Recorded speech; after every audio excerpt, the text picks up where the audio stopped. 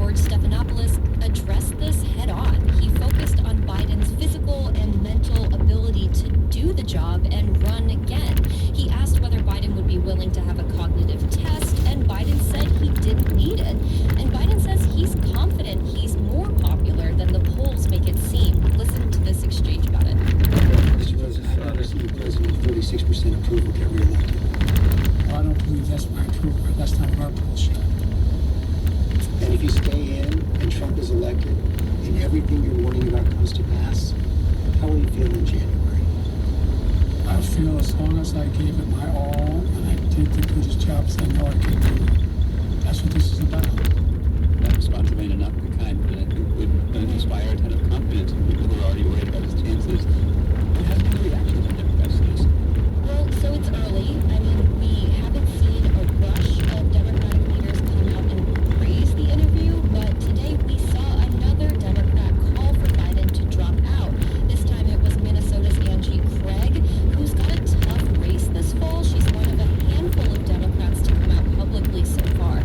I was traveling with Biden yesterday in Wisconsin, and we asked him about Virginia Democratic Senator Mark Warner, who has been trying to organize a group of other Democratic senators to call for Biden to bow out of the race. And Biden dismissed it and said Warner's the only senator he knows who feels this way. But we could get more details from Capitol Hill really soon. I mean, my colleagues who cover Congress say that the top House Democrats are actually meeting about this tomorrow.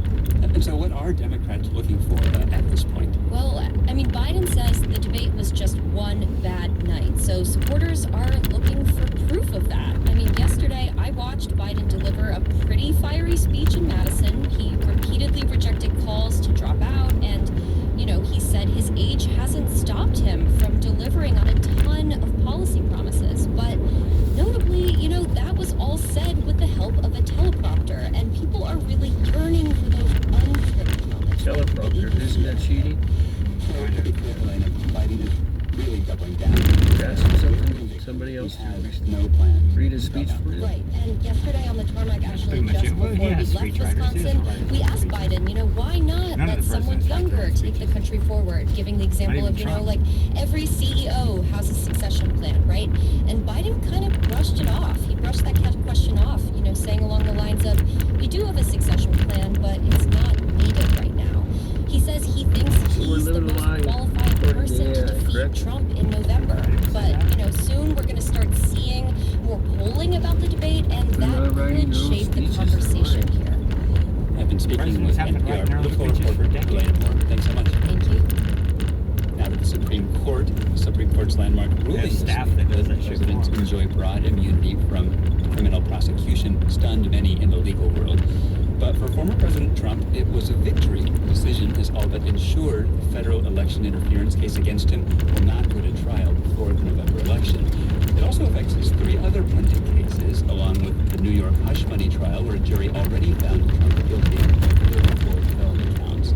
So how does special counsel Jack Smith move forward here? My colleague Domenico Montanaro spoke to former Deputy Assistant Attorney General Harry Litman about this. He started by asking what this decision does for Smith's cases against Trump. So for Smith, he's got two cases, right? The one from January 6th, I'd say it guts, if not completely nullifying. So there's big parts of the case that the court has made clear just go away. For instance, everything involving his scheming with the DOJ to send false information to Georgia saying, hey, you guys have some fraud problems in your election. That's a, flat out fraud, Steve, but because it falls into the category of something that's core, at least the way the court put it, talking with the DOJ, he's got a free pass. Then there are other things that the court say, you'll have to see one way or another. The most likely to survive seems to be the state elective schemes, where he tries with a lot of actors to have fraudulent certificates used on January 6th. Maybe that survives. And then on Mail Vago, his action was after he was out of the White House, except he's claimed that when he was in the White House, he made the certificates or other national security.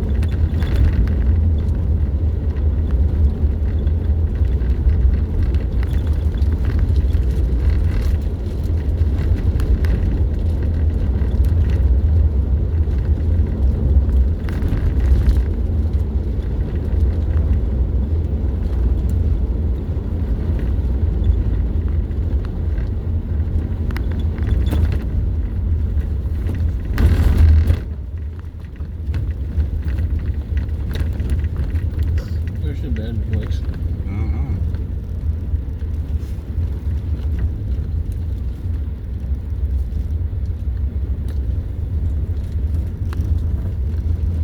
Some neat old equipment there, though. There's some antique balers there. Too heavy to move. Oh, yeah.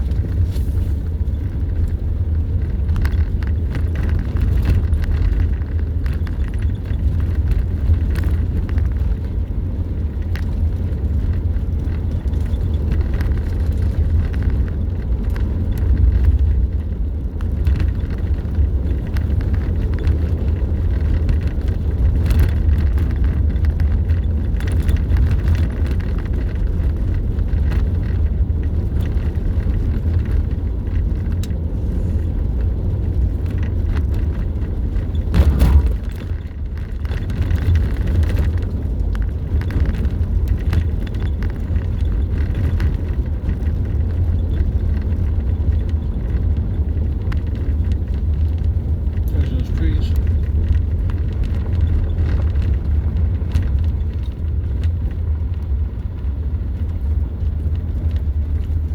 Wow. Oh, there's a pond there. Why's that big ass tree growing there? Because there's water. It's like a mosquito pond, right? It's not flowing.